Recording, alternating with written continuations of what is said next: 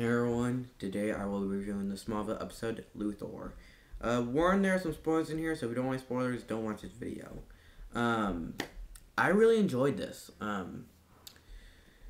The actors did an excellent job, and I'm really happy to see the actor that played Lionel Luthor again. And he was just really good reprising his role as this character. Um, there's some stuff that bothered me, though, and I'll get to that in the end, but let's get into the actual episode itself.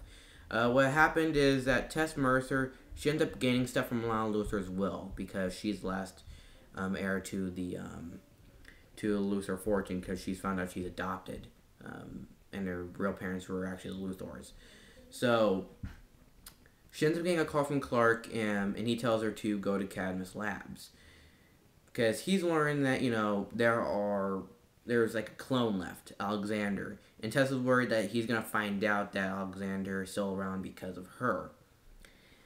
Eventually, he does find this out by seeing his room and this little book that has a letter written in it saying, "Thanks for the book, Tess, but I'm all grown up now." So, eventually, Clark is now can't trust her anymore. He says, "How could you do this to us? Me and Oliver trusted you. How could you do this to us? How could you let a Luthor live?"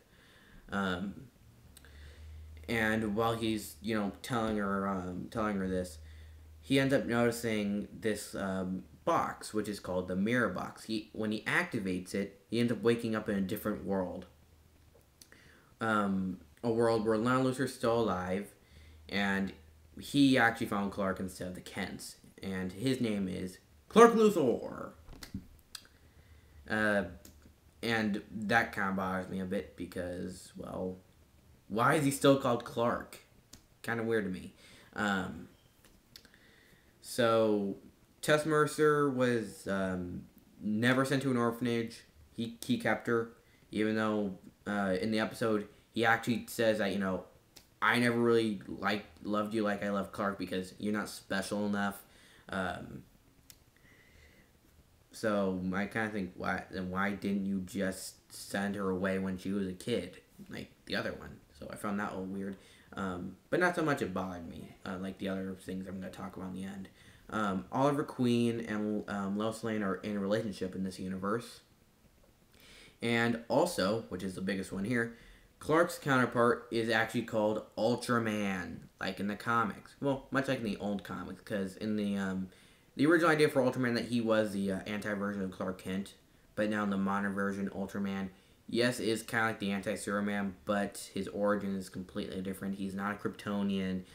What he is that he was an astronaut who was abducted by aliens, experimented on, and eventually gained powers similar to Superman's.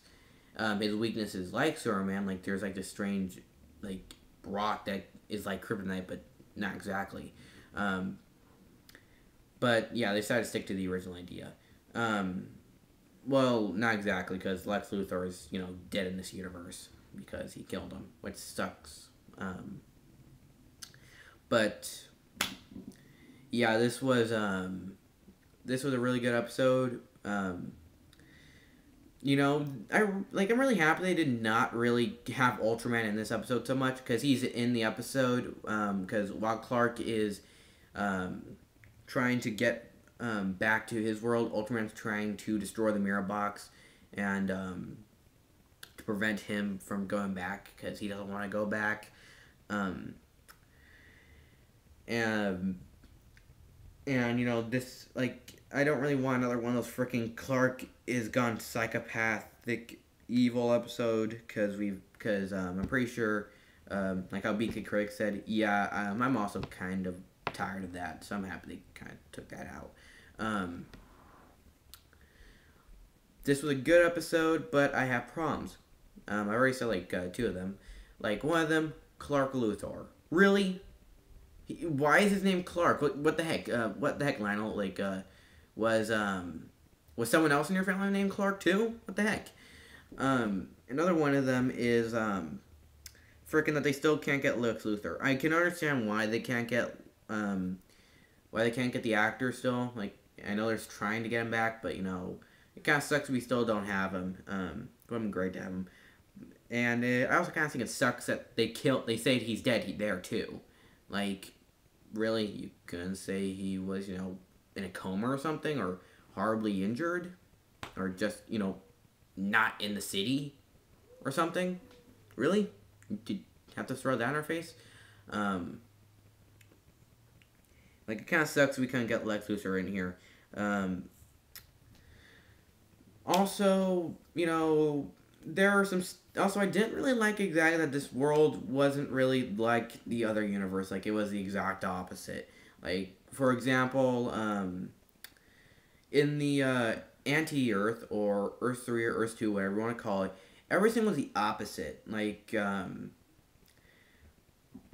hearts were on the other side of their bodies. Like, their personalities were sometimes the opposites. Um, and I kind of find it weird that this Lois Lane was of that universe was exactly like that one. Like she always knows who's telling the truth or not. I kind of find that weird. I know it's a great thing in reporting, but I would have liked if they kind of kept it a little bit more to the comics. So she still doesn't trust Clark, but I still really enjoyed this episode. I really I really hope that they continue this, especially with this shocking ending, because in the end something really awesome happens, which at first I didn't notice it, but actually when you look back at it, you actually notice how exactly it worked. I won't explain. Well, I won't say. I don't know why I said that, but yeah, I won't say or explain how it works. If you haven't seen the episode.